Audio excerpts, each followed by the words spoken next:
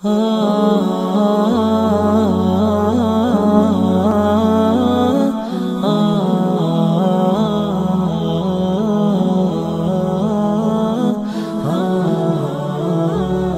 کی اتنی برکات ہوتی ہے، ایک دفعہ آپ توبہ کے کلمات پڑھ لیں، کچھ بھی نہ کریں، کوئی وظیفہ بھی نہ کریں، دو چیزیں آپ کو مفت کی ملیں گی، ایک شیخ کی دعا اور دوسری توجہ۔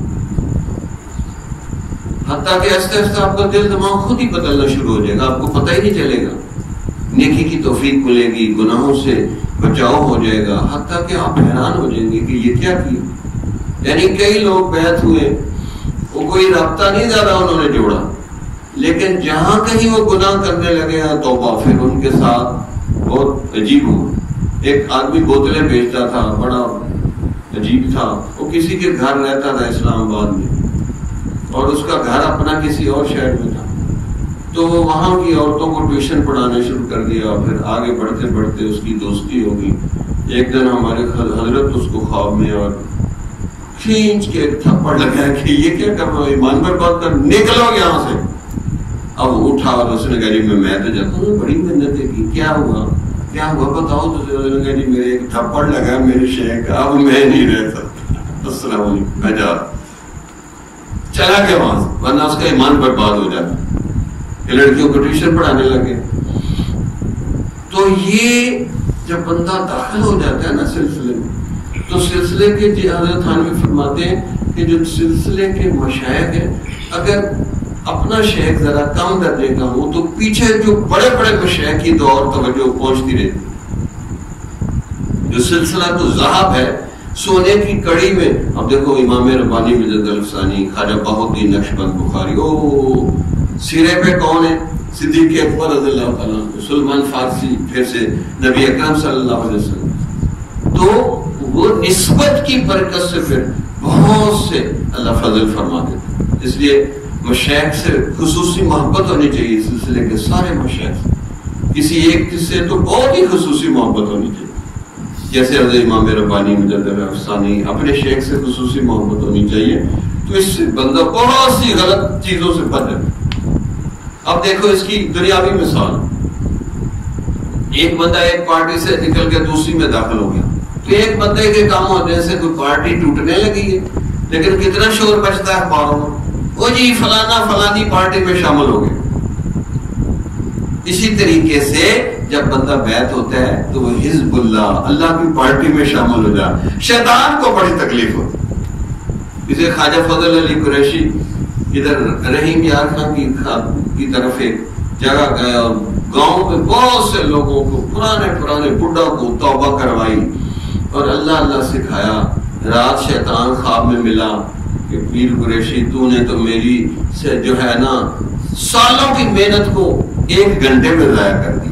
کہا کیا ہوا؟ کہا یہ فلاں بڈھے کو تو میں نے شرک اور بدعت میں مبتلا کیا ہوا تھا، اور وہ اپنے آپ کو بڑا عاشق رسول سمجھتا تھا، آج تو نے توبہ کروا کے ان کا دل جاری کر دیا، میرا تو ادھر رہنا ہی مشکل بنا دیا۔ تو واقعی کتنے لوگ اس کی برکت سے اللہ نے زندگی بدل دی۔ ہمارے حضرت ایک بہت واقعہ سناتے ہیں کہ میں ملتان گیا، ایک جگہ بیان کیا تو لوگ بیعت ہونے کے لیے تیار ہو گئے، ایک آدمی دوسرے اپنے بھائی کو یوں کر رہا ہے، تو بھی ہو جا، تو وہ آگے سے کہنے لگا میں کیا بیعت ہوں، میں تھانے دار ہوں اس علاقے کا، ہاں جی تھانے دار ہوں، تو میں تو ہر گند بلا کھا چکا ہوں، اب 100 چوہے کھا کے بلی حج کو گئی، کیا فائدہ؟ حضرت نے کہا ہو جا، فائدہ ہوگا۔ کہا اچھا حضرت آپ کہتے ہیں تو میں ہو جاؤں۔ اس نے توبہ کے کلمات پڑھ لیے، کلمہ پڑھ لیا، تجدید بیعت کر لی، تجدید ایمان کر لی۔ حضرت کہنے لگے کہ 6 مہینے بعد پھر میں اس مسجد میں گیا تو حضرت کا بڑا رعب و دبدبا ہے اور شان ہے، تو پیچھے سے نہ کسی بندے نے مجھے ایسے تھپا بھر لیا کہ جیسے کوئی پرانا دوست ہوتا ہے اس سے بندہ بے تکلفی کرتا ہے۔ تو میں نے کہا کہ ایسا تو کوئی میرا دوست نہیں ہے، یہ کون ہے جو میرے پیچھے سے اس نے پکڑ لی ہے؟ تو میں نے ایسے بڑی مشکل سے پیچھے کو دیکھا، وہ بھی موٹا تازہ تھا۔ تو میں نے کہا بھائی کون ہو؟ وہ تھانے دار تو نہیں؟ کہا وہ تھانے دار تو حضرت اسی دن مر گیا تھا، میں آپ کا غلام حاضر ہوں، میں نے آپ کے ہاتھ پہ توبہ کی، میں پکا نمازی بن گیا ہوں، کبھی کبھی تہجد بھی پڑھ لیتا ہوں، اور فجر کی آذان اپنی مسجد میں جا کے دیتا ہوں، اور میں اس علاقے کا تھانے دار حاضر سروس تھانے دار۔ یہ ایسی نسبت کا عمل ہے کہ بندے کے دل دماغ کو بدل دیتے، تو اس لیے یہ تجدید بیعت کرتا ہی رہے، اس کی برکات دیکھے، بس رابطہ اپنے مشائخ کے ساتھ مضبوط رکھے کہ مجلس ذکر کو قضا نہ کرے۔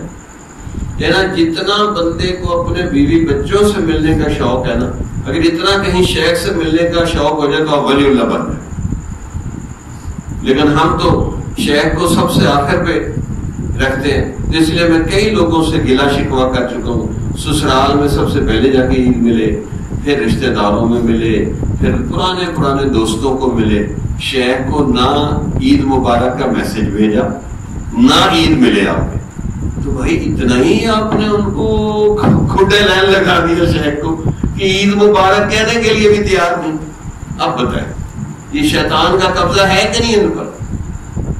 بھائی میسج کر دو کہ عید مبارک حضرت میں آ نہیں سکتا، میں بڑا پھنسا ہوا ہوں، بیوی بچے مجھے نہیں چھوڑ رہے، رشتہ دار نہیں چھوڑ رہے، تو آپ کو عید مبارک چلے غائبانہ ہی قبول کر لو، ہم وہ بھی قبول کر لیں، لیکن ہم تو کسی شمار کے تار میں ہی نہیں، یعنی دنیا جہان کو عید مبارک دے رہے، شیخ کو نہیں دے رہے۔ اب اتنی بھی لاپرواہی کیا یار، کوئی ہم نے آپ کو نقصان پہنچایا ہے، کوئی آپ کے ساتھ دشمنی کی ہے، یا کوئی آپ کے لیے بد دعا کی ہے؟ کچھ بھی نہیں کیا، آپ تو دعائیں کر رہے ہیں، توجہ دے رہے ہیں، اتنے عرصے بعد بھی آتے ہیں، پھر بھی آپ کو قبول کر لیتے ہیں۔ یہ شیطان کا چکر ہوتا ہے، بندے کو غافل کر دیتے، اس کو پتہ ہے اگر میں نے عید کا مبارک کہہ دی تو السلام علیکم لکھ دیا تو شاید آگے سے کہے گا وعلیکم السلام، اور وہ اتنی دیر جب میسج پڑھے گا تو اس کی توجہ اس آدمی کی طرف جائے گی، تو وہ شیطان اتنا رابطہ بھی نہیں منظور کرتا کہ بالکل رابطہ کاٹے یہ، اس لیے وہ ایسی حرکتیں کرواتا ہے۔ اس لیے میں نے بہت سے دوستوں کو طریقہ بتایا، عید تو آپ نے پڑھنی ہے، عید ہمارے پاس پڑھ لیا، بس عید پڑھ کے مل کے جاؤ، پھر جہاں جانا انشاءاللہ پھر ادھر ادھر کی نحوست نہیں پڑے گی آپ کے اوپر، لیکن کوئی آتا ہے عید پڑھنے۔ تو بہرحال آج تجدید بیعت کریں، اور جو نئے لوگ توبہ کرنا چاہتے ہیں، بیعت ہونا چاہتے ہیں، وہ ہوں، تاکہ ایک سنہری رشتے سے آپ جڑ جائیں۔ انشاءاللہ یہ تعلق قبر حشر او جنت تک کا ساتھ ہے انشاءاللہ، کیونکہ اتنے بڑے بڑے ہمارے مشاہیر ہیں، تو ان کی سنگت ہمیں ملے گی، صحبت ملے گی انشاءاللہ۔ اس نسبت کی برکت سے اللہ تعالیٰ مہربانی فرما دے گی۔ جمال الوجود بذكر الإله وتصفو الحياة بنور هداه، جمال